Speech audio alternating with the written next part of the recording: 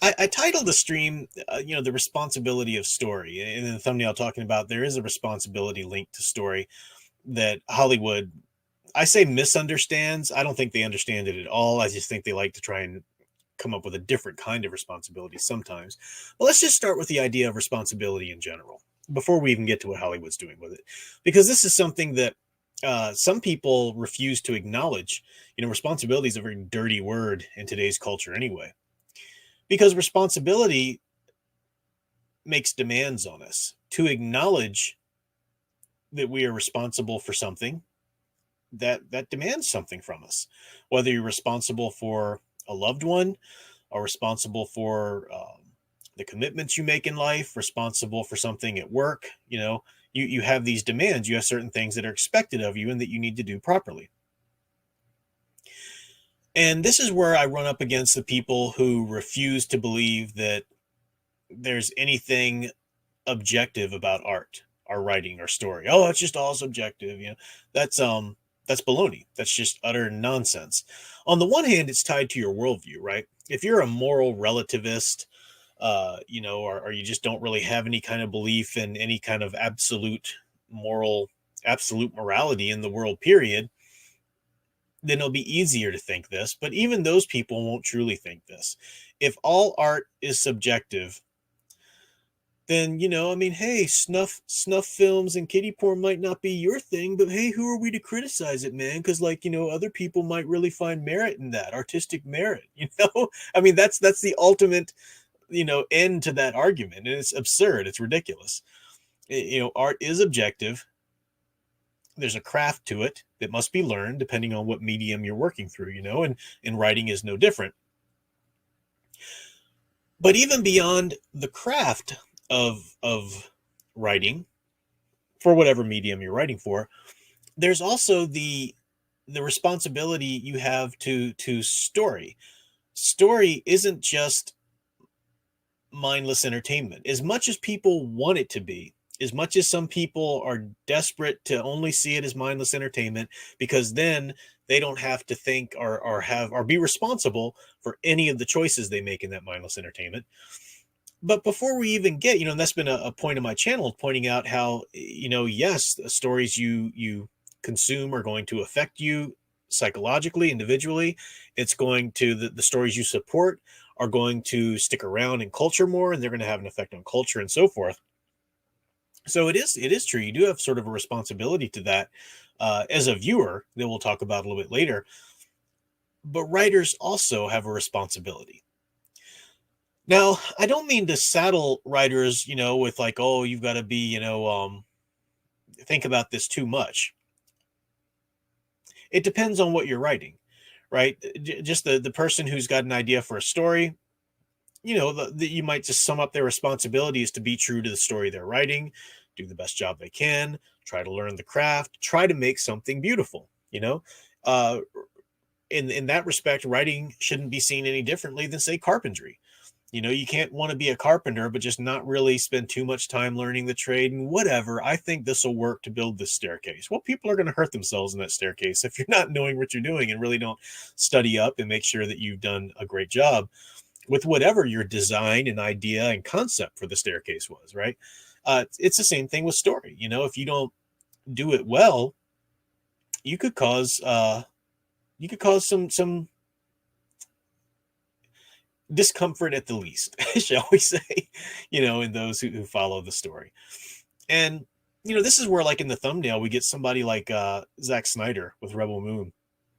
It's cracking me up that people actually are shocked. Rebel Moon, did you hear how bad this? Oh my gosh, this and that.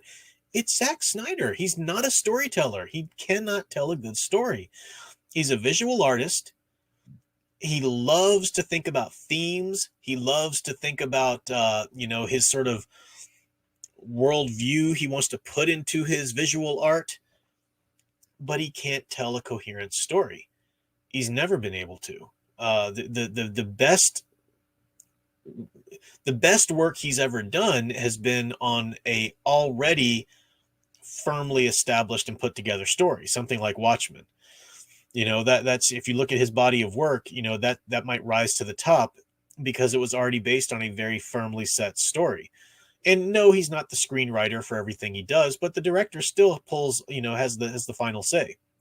And it's very telling, all of his work. I'm sorry if you can't tell your story in a decent amount of time. If you need the Snyder cut for everything, which apparently there's a Snyder cut, that they're going to try to, or at least the fans are pushing for Rebel Moon too. Although I don't even know if they're really fans for Rebel Moon. Even the Snyder Bros are kind of thinking, like, how can you really support that mess? I mean, that's just a big gobbledygook of mess. It's so derivative. It's so obviously derivative. You don't have time to even give a crap about any of the characters. So this guy dies, that guy, whatever. It's just, it's typical Zack Snyder. Learn your craft before you're going to try and tell somebody a story. Because telling a story is, if you really go into a story, if you're a reader or watching a movie, or even following the story of a video game, you have to open yourself up. There's a vulnerability, a psychological vulnerability that you lend, or that you acquiesce of yourself to this story. And that's true. If you're paying attention to the story at all, that's there. You can deny it if you want, but it is there.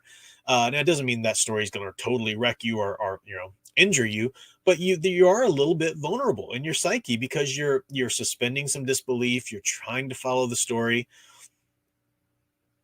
And when somebody doesn't even take the time to learn the craft well, or consistently just can't tell a story, then stop making freaking movies, bro. Enough. Go learn to be a writer, or go subjugate your directorial style to a script. And it's just people are shocked. Why are you shocked that Rebel Moon's a dumpster fire? Of course it is. Of course it is.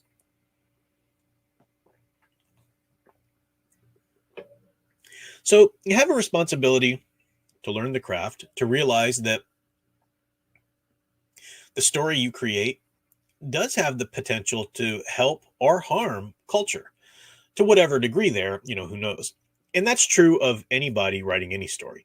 But where cultural responsibility really comes in is writers who are hired to write for beloved franchises, for stories or universes or continuities that already have a very firm place in our culture, that already do cultural work, in our culture. So people writing characters like Superman, like Captain America, people writing characters like that, like Star Wars, people writing characters like that and universes like that have a huge responsibility. You don't step into that role lightly. And more we're seeing this flippant attitude. Whatever. No, I'm a writer. I do what I want. The writer's job isn't to give people what they want. It's to make them, give them what they don't even know they want. David Goyer is famous for expressing that stupid attitude. Tom Brevoort, the idiotic editor at Marvel, who has just greenlit some of the most insane decisions ever, just ruining these characters left and right. He said, as I think it was Tom Brevoort said of the Spider-Man undoing in the Mary Jane, marriage and whatnot, he's like, it may not taste good, but you need to take your medicine. It's good for you. I mean, how does anybody read anything this man presides over after that moment? I mean, the condescension, the utter disdain for anybody that dare disagree with his story taste. I mean, that's just that you don't forgive something like that when it comes from a storyteller. You stop patroning him at the very least. My goodness, So a lot of writers and a lot of the woke ideologues who cannot handle criticism, will throw that out. No, it's our stories. We're the writers. We're the ones that make the decisions, and you just you sit with it and deal with it. No, if you're writing for beloved cultural franchises, I've used the example before, and I'll use it again because it's just such a great one. The late great Denny O'Neil, who was the longtime editor and writer for Batman, wrote wonderful stories. He had a long career. And, at times he tried to go this way or that way with a character that might have been wrongheaded. I mean, he's famously the one who was trying to write the line of Wonder Woman where she loses her powers and gives up the costume and all this kind of stuff, which was silly. He realized it was silly, admitted it was silly, and they did away with that nonsense. But he really learned a lot over his tenure, and he has a great story. He was the editor of the Batman comics at the time when they were killing off Jason Todd.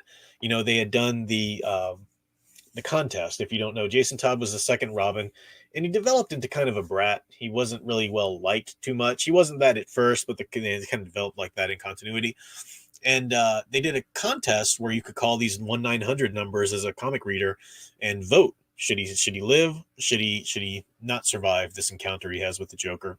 And the fans basically voted for him to die.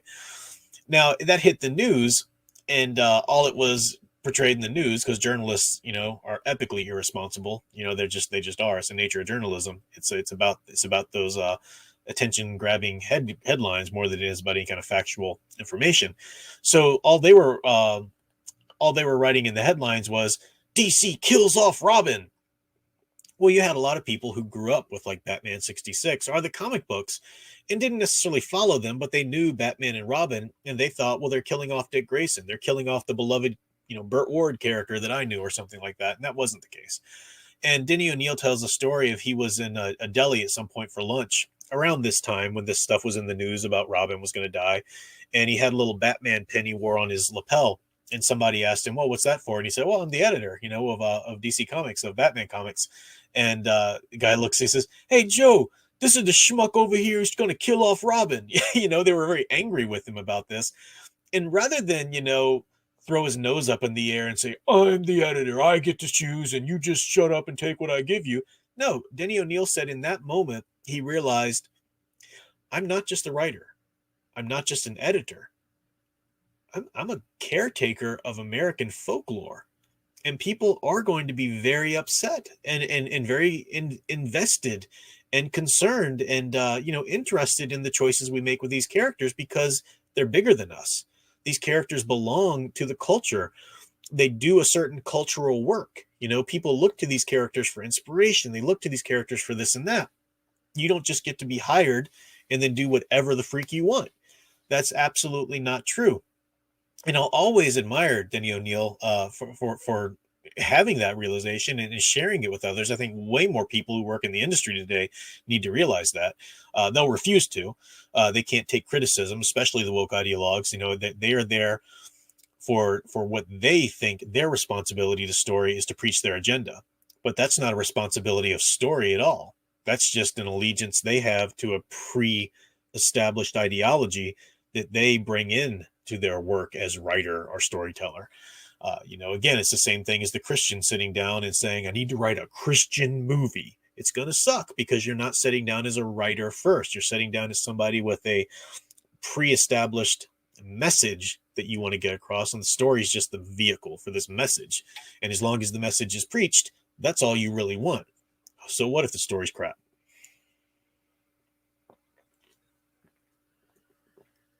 So, especially writers who take on these characters, Star Wars, as I said in the thumbnail there, Star Wars and Snow White, finish that thumbnail. You have a responsibility to do right by these characters in terms of the work they do in culture. How beloved are they in culture? And again, the classic example of that is Zack Snyder just deciding he was going to deconstruct Superman top to bottom. I mean, just how utterly presumptuous and insane that was, and it bit him in the butt big time and good enough for him.